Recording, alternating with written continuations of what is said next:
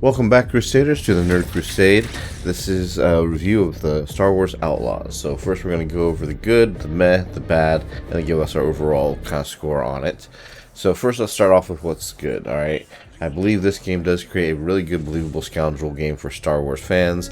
People have been wanting to have a scoundrel like Han Solo adventure, and I feel like they hit a lot of the beats correctly. They do miss on a few things, which I wish were in the game, but maybe they'll do that for a sequel or another game, who knows. I don't know if this game will get a sequel because it was received kind of poorly, and Ubisoft put way too much expectations on game sales, thinking it would be a 10 and sell through the roof when the game didn't end up hitting those expectations. But basically, I think the concept of what it's trying to deliver, it does deliver on. It gives people that scoundrel fantasy of Star Wars, and you get to live in that crime world that you could easily believe that Han Solo was part of. And it does a nice way of tying into some events from the movies in the timeline. Now, Star Wars Outlaws takes place between Empire Strikes Back and Return of the Jedi. And there's definitely Easter eggs that you find that tell you that just perfectly, like finding Han Solo in Carbonite, seeing Boba Fett at Jabba's palace and that type of stuff. I would say the open world here is fun, and it's also been more refined and done better than what Ubisoft has done in the past, especially with Assassin's Creed. Where Assassin's Creed gives you a world where you are just littered with waypoints all over the place, and you're overwhelmed and you don't know where to go. This gives you more discoverability, and you can, yes, easily end up having a logbook full of a ton of quests to do, but you kind of pick and choose when you want to add that type of stuff to it, and things get added to it as you listen in on different events.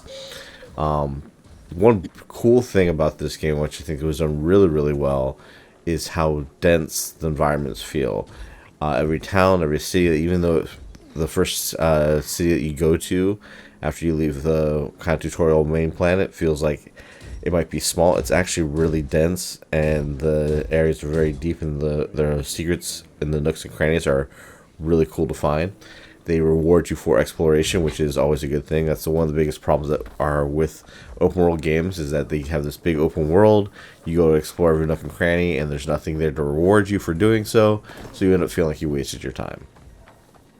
But just like how Massive made the world of Division really super dense, and where you could enter the buildings and see the lives of the people who had abandoned their homes, here you can walk the streets of these cities and really get a feel for how it's lived in, where the markets are, and that type of stuff. Even when you look at the map and it feels like it might be small, you'll be amazed at how big it actually ends up feeling, because maybe there's 2 stories to it, or levels, or there's these secret areas you can get to.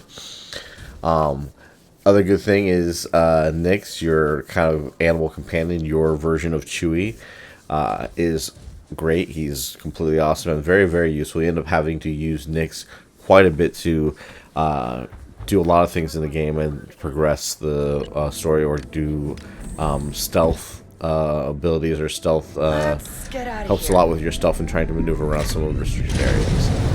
The taking off and landing on planets doesn't get old. It's actually done very well, very cinematically. The music is great.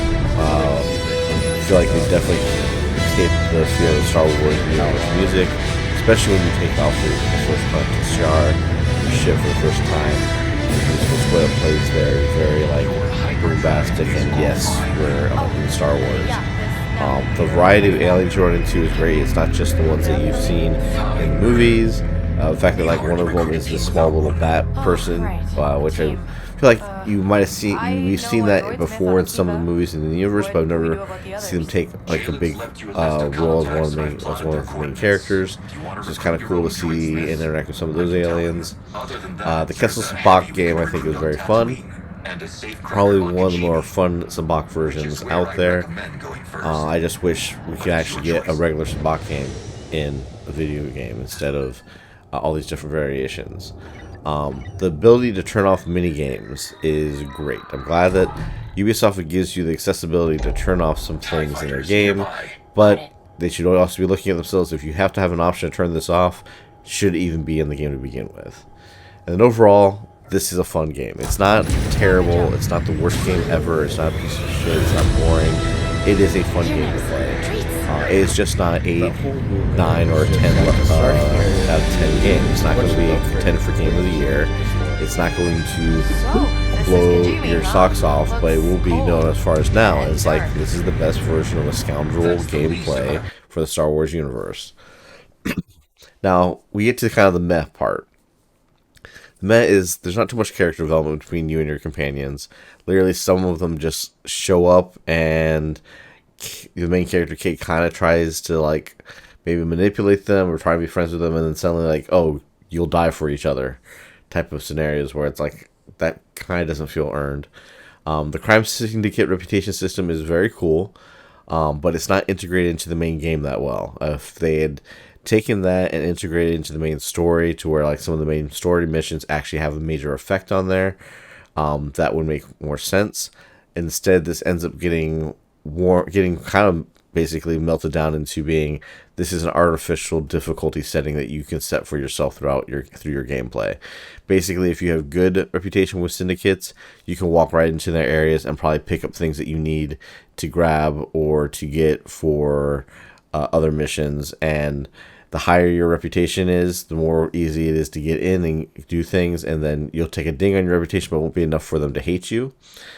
And if you make it so that the syndicates hate you, it makes doing some of those side missions that require you to go into their areas and steal stuff or do something, or even talk to some people that might be in a highly restricted area, it makes it harder to get there because you have to sneak past everybody, so you don't end up in a firefight. It would have been great if that was integrated more, like I said, into the main story, but it's not. It's just more effective on the side missions. And it's something that you could literally kind of skip a lot of it, and it won't have any impact on your main story.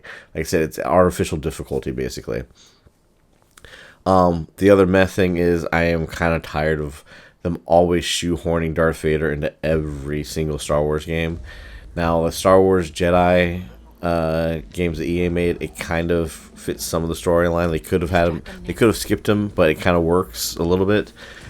In the Scoundrel world, I do get this is after Empire Strikes Back, after he's caught Han Solo and worked with Boba Fett and Lando and whatnot. His appearance here, yeah, it's a kind of a cool cutscene, but it's not really needed. Darth Vader did not need to show up in a Crime Syndicate Star Wars game where the syndicates think that they are operating outside the vision of the Empire, to then have like, oh, well, look, here's Vader. He knows kind of what's going on.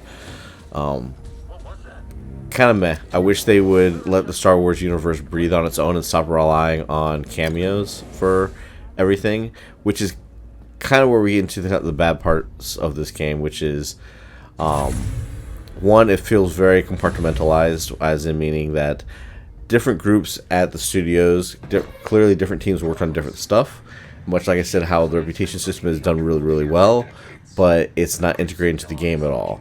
So it's like, hey, the space stuff is done decently, but there's not enough reason for you to actually go and explore the space areas, other than some missions that forces you to do it. Otherwise, when I played through it, my 25 hours of playing, I barely did anything in space other than when a mission made me go out there. You really don't have to do much other than leave a planet and then jump to the next planet. The reputation system, as we already said, is not connected to much. The open world, especially the first one, it feels disconnected because it feels like they built the first open world area as, here's a demo for us to have people play and review. And so you can get lost on the first world for hours and then realize you've made zero progression in the story. That's why a lot of reviewers are telling you, hey, when you get to Tashara, you should just play main story missions until you get all your basic upgrades, like your gun, your ship. And once you get the ship to take off from the planet, and you go to the next one, you can go back to Tashara and then start exploring everything, because otherwise, if you start going through everything in Tashara and looking at all the icons that you can't pick up, all the missions you can pick up on the side, you'll find that you'll run into situations where, I'm blocked, I can't do this, I can't open that door, I can't do this, because you don't have an upgrade that you would get throughout the main story. which clearly screams development of here is a demo area for people to play and spend hours in and not get any further in the story, so we don't have to worry about spoilers, so the press can play it and they'll be able to have a good slice of the mechanics, but they won't be able to spoil the story.